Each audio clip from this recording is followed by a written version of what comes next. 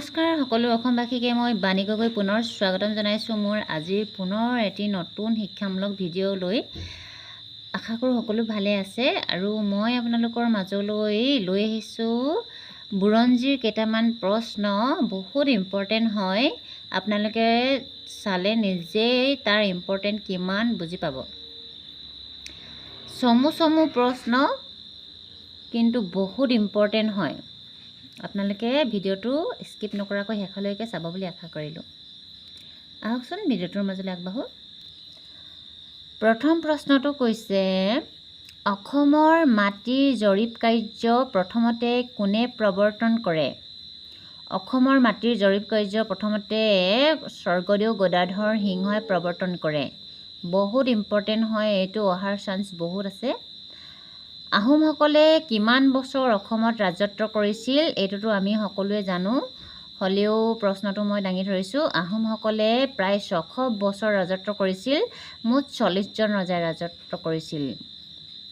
কিছুমানত 41জন আছে, আপোনালোকে নিশ্চয় জানে।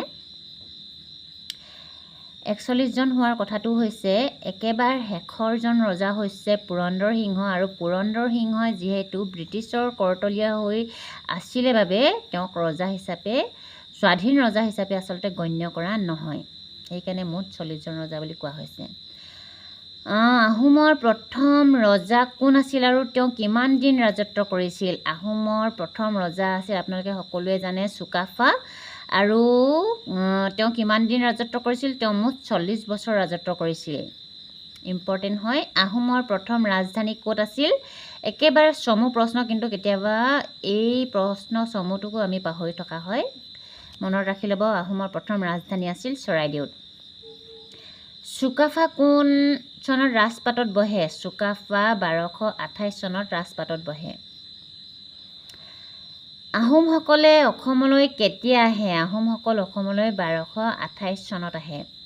অসমৰ সৰ্বপ্ৰথম বুৰঞ্জী কোনে লিখে? অসমৰ সৰ্বপ্ৰথম বুৰঞ্জী আহোমসকলে লিখে। কেতিয়াৰ পৰা অসম ব্ৰিটিছৰ অধীনলৈ যায়? 1826 চনৰ 24 ফেব্ৰুৱাৰীৰ দিনা ইংৰাজ আৰু ব্ৰহ্মদেশৰ ৰজাৰ মাজত স্বাক্ষৰিত হোৱা ইয়াণ্ডাবু সন্ধিৰ ফলস্বৰূপে অসম ব্ৰিটিছৰ অধীনলৈ যায়। ইয়াণ্ডাবু সন্ধি কাৰ কাৰ মাজত হৈছিলে? ইংৰাজ আৰু ব্ৰহ্মদেশৰ ৰজাৰ মাজত। কোনজন আহোম ৰজাৰ দিনত মোৱামৰীয়া বিদ্ৰোহ হৈছিল?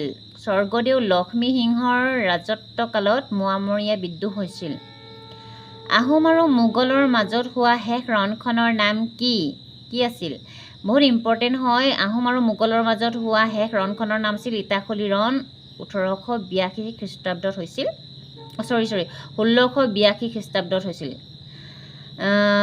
আহোমসকল অহাৰ আগত অসমত কোন ৰজাই ৰাজত্ব কৰিছিল? আহোমসকল অহাৰ আগত অসমত কোচ ৰজাই ৰাজত্ব কৰিছিল। এইটো বহুত ইম্পৰ্টেণ্ট হয়। অসমৰ ৰাজধানী শ্বিলঙত কেতিয়া পাতে? অসমৰ ৰাজধানী শ্বিলঙত কেতিয়া পতা হয়? যিহেতু প্ৰথম ৰাজধানী আছিলে চৰাইদেউ, সকলোৱে জানে, আৰু শেষৰখন ৰাজধানী আছিলে যোৰহাট, যিহেতু এডিআৰই হায়াৰ ছেকেণ্ডেৰী লেভেলত আহিছিলে। অসমৰ আহোমসকলৰ শেষৰ ৰাজধানীখন ক'ত আছিল? যোৰহাট। এতিয়া অসমৰ ৰাজধানী শ্বিলঙত কেতিয়া পতা হয়? 1964ত, 1964 চনত। অসমলৈ মানসকলক কোনে আনিছিল? বদন বৰফুকনে আনিছিল অসমলৈ মানসকলক। ইম্পৰ্টেণ্ট হয়। শিৱসাগৰত কাৰেংঘৰ কোনে সজাইছিল? স্বৰ্গদেউ প্ৰমত্ত সিংহই শিৱসাগৰত কাৰেংঘৰ সজাইছিল। নামদাং নৈৰ ওপৰত কোন ৰজাই শিলৰ সাঁকো নিৰ্মাণ কৰিছিল? নামদাং নৈৰ ওপৰত মহাৰাজ ৰুদ্ৰসিংহই শিলৰ সাঁকো নিৰ্মাণ কৰিছিল। অশ্বক্লান্ত আৰু দীৰ্ঘেশ্বৰী দৌল কোন ৰজাৰ দিনত নিৰ্মাণ কৰা হৈছিল? স্বৰ্গদেউ শিৱসিংহৰ দিনত অশ্বক্লান্ত আৰু দীৰ্ঘেশ্বৰী দৌল নিৰ্মাণ কৰা হৈছিল স্বৰ্গদেউ শিৱসিংহৰ দিনত। হিন্দু ধৰ্ম গ্ৰহণ কৰা প্ৰথম আহোম ৰজাজন কোন আছিল? হিন্দু ধৰ্ম গ্ৰহণ কৰা প্ৰথম আহোম ৰজাজন আছিল চুহুংমুং বা দিহিঙীয়া ৰজা। আটাইতকৈ কম বয়সৰ আহোম ৰজাজনৰ নাম কি? আপোনালোকে সকলোৱে জানে, আটাইতকৈ কম বয়সৰ আহোম ৰজাজনৰ নাম হৈছে লৰা ৰজা বা চুলিকফা। ৰত্নধ্বজ সিংহ তেওঁৰ আনটা নাম। কোনজন অসমীয়াই ব্ৰিটিছৰ বিৰুদ্ধে প্ৰথম বিদ্ৰোহ ঘোষণা কৰিছিল? কোনজন অসমীয়াই ব্ৰিটিছৰ বিৰুদ্ধে প্ৰথম বিদ্ৰোহ কৰিছিল? গোমধৰ কোঁৱৰে। ধুধৰ-আলি আৰু অকা-আলি কোনজন ৰজাৰ দিনত নিৰ্মাণ হৈছিল? গদাধৰ সিংহৰ দিনত। গদাধৰ সিংহ কোন আপোনালোকে নিশ্চয় জানে, জয়মতীৰ স্বামী গদাধৰ সিংহ। তেওঁৰ দিনতে ধুধৰ-আলি আৰু অকা-আলি নিৰ্মাণ কৰা হৈছিল। স্বৰ্গদেউ ৰুদ্ৰসিংহৰ পূৰ্ব নাম কি আছিল? স্বৰ্গদেউ ৰুদ্ৰসিংহৰ পূৰ্ব নাম আছিল লাই কোঁৱৰ বা চুখ্ৰাম্ফা। লাই কোঁৱৰ হৈছে গদাধৰ সিংহৰে পুত্ৰ বা জয়মতীৰ পুত্ৰ, আপোনালোকে নিশ্চয় জানে। কোনজন আহোম ৰজাই নিজৰ মাকৰ স্মৃতিচিহ্ন হিচাপে জয়সাগৰ পুখুৰী আৰু জয়দৌল নিৰ্মাণ কৰাইছিল?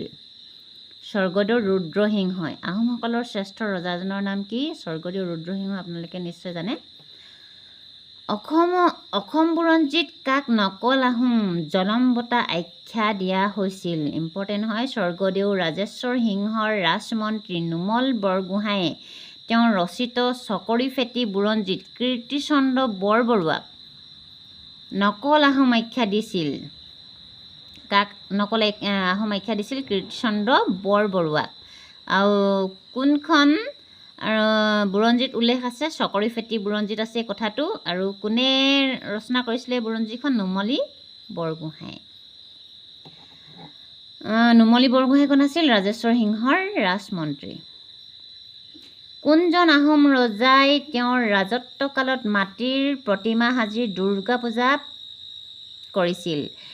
এইটো যিহেতু এতিয়া দুৰ্গা পূজাৰ সময় চলি আছে, এইটো সময়তে 4th গ্ৰেডৰ ইণ্টাৰভিউ হৈ যাব বাৰু দুৰ্গা পূজাত, তথাপিও জনাটো বহুত ইম্পৰ্টেণ্ট। কোনজন আহোম ৰজাই তেওঁৰ ৰাজত্বকালত মাটিৰ প্ৰতিমা সাজি দুৰ্গা পূজা পালন কৰিছিল, উৎসৱ পালন কৰিছিল? স্বৰ্গদেউ চুখ্ৰাম্ফা বা ৰুদ্ৰসিংহৰ দিনত দুৰ্গা পূজা পালন কৰা হৈছিল। শিৱসাগৰৰ তলাতল ঘৰ, ৰংপুৰৰ ৰংঘৰ আৰু নেঘেৰিটিঙৰ শিৱদৌল কোন ৰজাই নিৰ্মাণ কৰাইছিল? স্বৰ্গদেউ ৰাজেশ্বৰ সিংহই। শিৱসাগৰৰ তলাতল ঘৰ, ৰংপুৰৰ ৰংঘৰ আৰু নেঘেৰিটিঙৰ শিৱদৌল নিৰ্মাণ কৰাইছিল ৰাজেশ্বৰ সিংহই। কোচ ৰাজবংশৰ শ্ৰেষ্ঠ ৰজাজন কোন আছিল? নৰনাৰায়ণ, সকলোৱে জানে। ইম্পৰ্টেণ্ট হয় প্ৰশ্নটো। কোচ ৰাজবংশৰ শ্ৰেষ্ঠ ৰজাজন হৈছে নৰনাৰায়ণ। আৰু নৰনাৰায়ণৰ ভাতৃ আছিলে চিলাৰায়, আপোনালোকে সকলোৱে জানে। শুক্লধ্বজ সিংহ যাৰ প্ৰকৃত নাম। নৰনাৰায়ণৰ সেনাপতি আছিল আৰু লগতে তেওঁৰ ভাতৃ আছিল। বৰ্মন বংশৰ শ্ৰেষ্ঠ ৰজাজন কোন আছিল? বৰ্মন বংশৰ শ্ৰেষ্ঠ ৰজাজন আছিল কুমাৰ ভাস্কৰ বৰ্মন।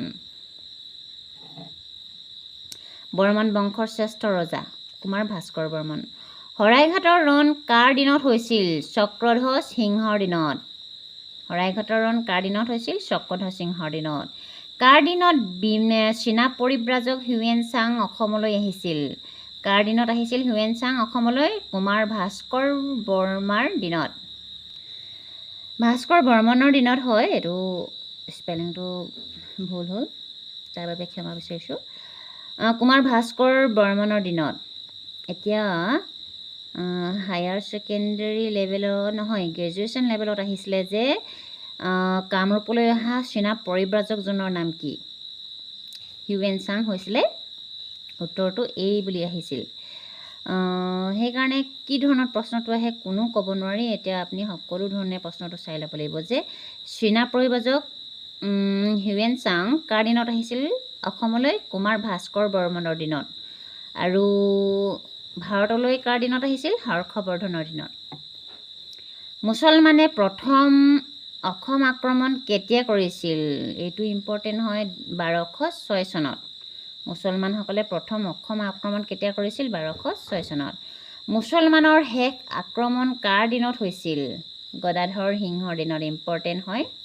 অসম চুক্তি কেতিয়া স্বাক্ষৰিত হৈছিলে? বহুত ইম্পৰ্টেণ্ট হয়। 1985 চনৰ 15 আগষ্টত। 1985 চনৰ 15 আগষ্ট। স্বাধীন অসমৰ প্ৰথমগৰাকী মুখ্যমন্ত্ৰী কোন আছিল? বহুত ইম্পৰ্টেণ্ট হয়। স্বাধীন অসমৰ প্ৰথমগৰাকী মুখ্যমন্ত্ৰী আছিল গোপীনাথ বৰদলৈ। বহুতেই ইম্পৰ্টেণ্ট হয়। স্বাধীন অসমৰ প্ৰথম ৰাজ্যপাল কোন আছিল? ছাৰ ছালেহ মহম্মদ আকবৰ হাইদৰী। মাদ্ৰাজত প্ৰথম অসমীয়া ৰাজ্যপাল কোন আছিল? বিষ্ণুৰাম মেধি। অসমৰ প্ৰথম উচ্চ ন্যায়ালয়ৰ ন্যায়াধীশ কোন আছিল? হলিৰাম ডেকা। ভাৰতৰ উচ্চতম ন্যায়ালয়ৰ প্ৰথম অসমীয়া ন্যায়াধীশ কোন আছিল? পাৰ্বতী কুমাৰ গোস্বামী। প্ৰথম অসমীয়া বেৰিষ্টাৰগৰাকী কোন? আনন্দৰাম বৰুৱা। অসমৰ প্ৰথম মহিলা মন্ত্ৰীগৰাকী কোন আছিল? মেভিছ দান। গুৱাহাটী উচ্চ ন্যায়ালয়ৰ প্ৰথম মহিলা ন্যায়াধীশ কোন? মীৰা শৰ্মা। অসমৰ প্ৰথম ভাইচ চেঞ্চেলৰ কোন আছিল? কৃষ্ণকান্ত সন্দিকৈ। অসমৰ পৰা প্ৰথম কেন্দ্ৰীয় মন্ত্ৰীসভাৰ সদস্য কোন আছিল? হোৰেণ বুঢ়াগোহাঁই। অসমৰ উচ্চ ন্যায়ালয় কিমান চনত স্থাপিত হৈছিল? 1948 চনত গুৱাহাটী হাইকোৰ্ট স্থাপিত হৈছিল। গুৱাহাটী হাইকোৰ্ট কেতিয়া স্থাপিত হৈছিল? 1948 বা 1948 চনত। ইংৰাজী ভাষাত প্ৰথম অসমৰ নিৰ্ভৰযোগ্য বুৰঞ্জী প্ৰণেতা কোন? Sir Edward gate. প্ৰথম অসমীয়া বিমান প্ৰশিক্ষণপ্ৰাপ্ত ব্যক্তিগৰাকী কোন? মহানন্দ দাস। প্ৰথম অসমীয়া ৰাষ্ট্ৰপতি কোন আছিল? ফখৰুদ্দিন আলি আহমেদ। অসম বিধানসভাৰ আসন কেইখন? 126খন। অসম বিধানসভাৰ প্ৰথম মহিলা উপাধ্যক্ষগৰাকী কোন? বনেলিং খংমেন। মই সকলো প্ৰশ্ন কৈ দিয়া নাই, যিহেতু কিছুমান আহিব যেন নালাগে, কিন্তু আহি যাবও পাৰে, সেইকাৰণে মই দেখাই দিছোঁ, আপোনালোকে নিজে চাই ল'ব।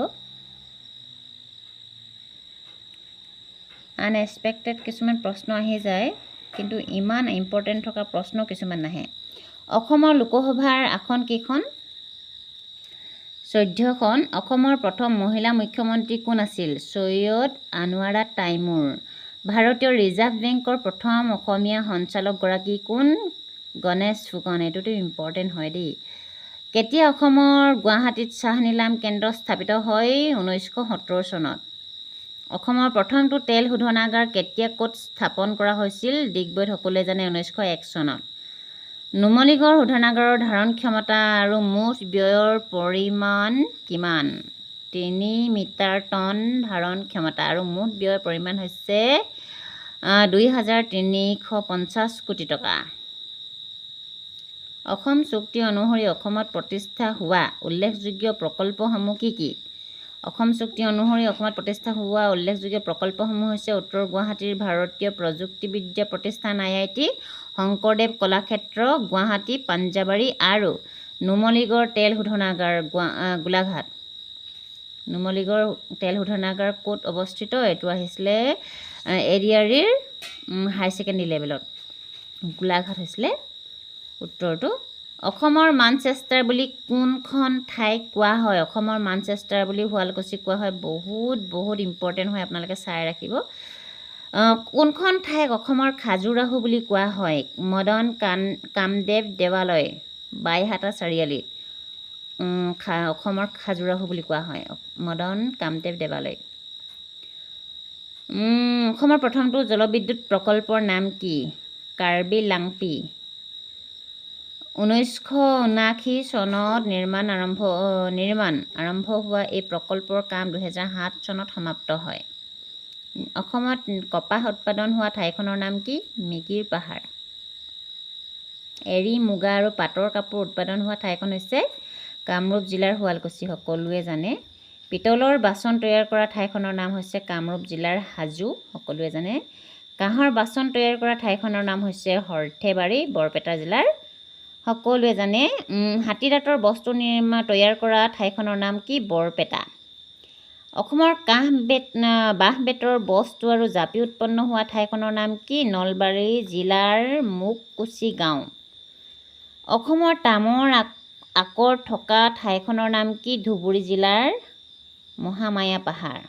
অসমত চাহ খেতি কেতিয়াৰ পৰা হয়?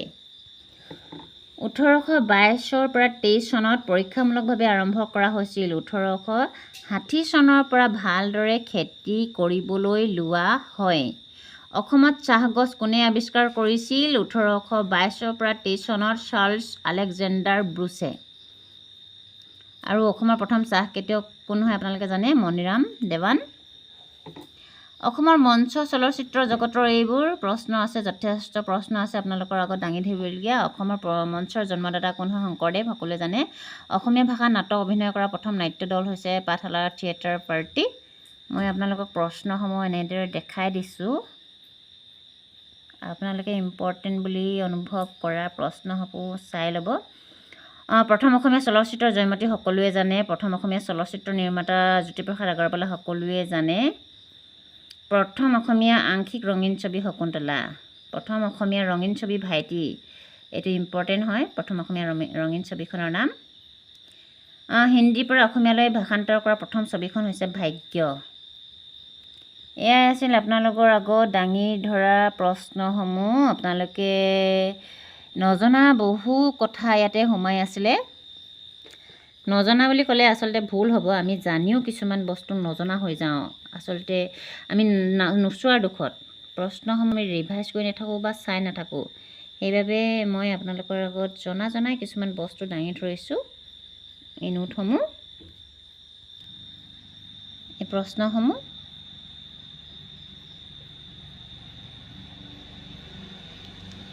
চাই ল'ব আপোনালোকে।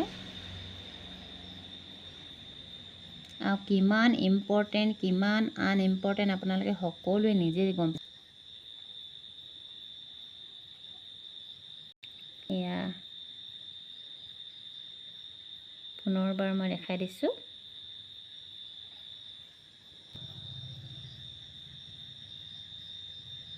মই আপোনালোকক ইতিমধ্যে বহুকেইটা ভিডিঅ'ত কৈছোঁৱেই যে মোৰ যিবোৰ কিতাপ আছে সেই নোটসমূহে মই আপোনালোকৰ আগত দাঙি ধৰাওঁ। এতিয়া এয়া প্ৰশ্ন উত্তৰ আপোনালোকৰ আগত মই দাঙি ধৰিলোঁ। এখন গাইডবুকেই হয়, মই গাইডবুকখন দেখাই নিদিওঁ বাৰু।